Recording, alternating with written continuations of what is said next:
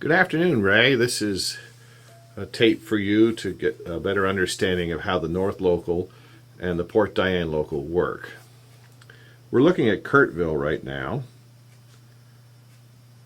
and I'm going to just pan to the left here and show you that the area where the North Local works is right next to the Kirtville Yard area. We're panning in what would be considered to be a northbound direction on the railroad.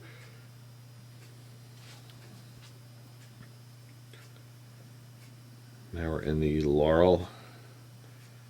That's the Reading interchange where you see those coal cars in front of you.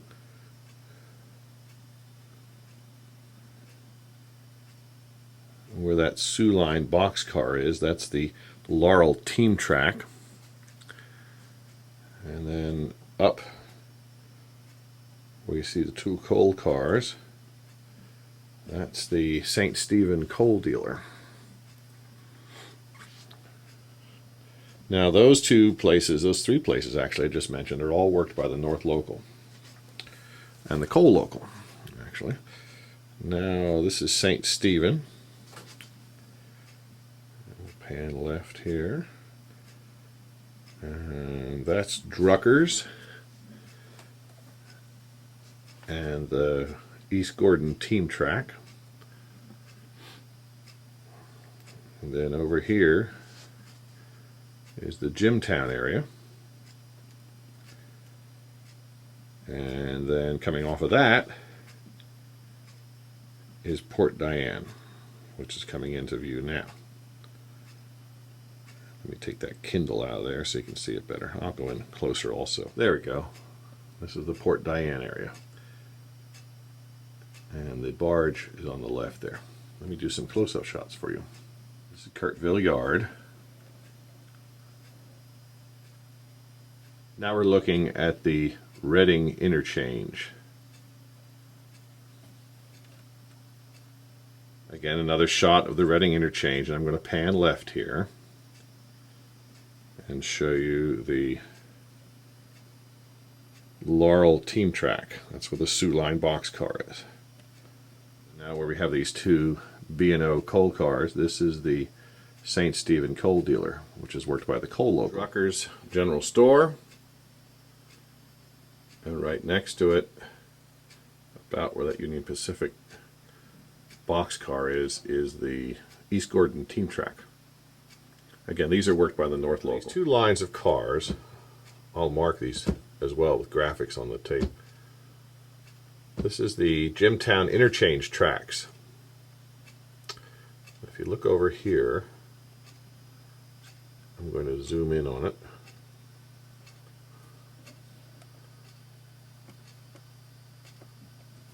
Where you see a boxcar tucked in behind that tower, that's the LV interchange track. And that comes into the interchange 2 track right about where that Great Northern boxcar is. I'll do another shot angle for that in just a minute. Here's Jimtown Station. Right behind it is a Main Central boxcar that's sitting on the LV interchange track. That comes in by the Jimtown Dairy. The switch is right underneath that Great Northern and Santa Fe boxcars. Right here, directly in the center, is the Port Diane branch where that goes off. And that comes out.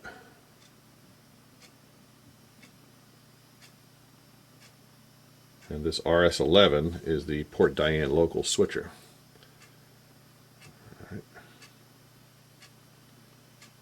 Then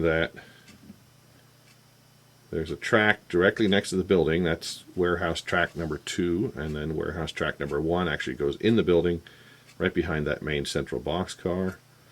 And then these are the tracks that go down to the car float. This job, the PDL, Port Diane Local, will work this area with the 2 warehouse tracks and the car float. It also comes out and works the LV interchange.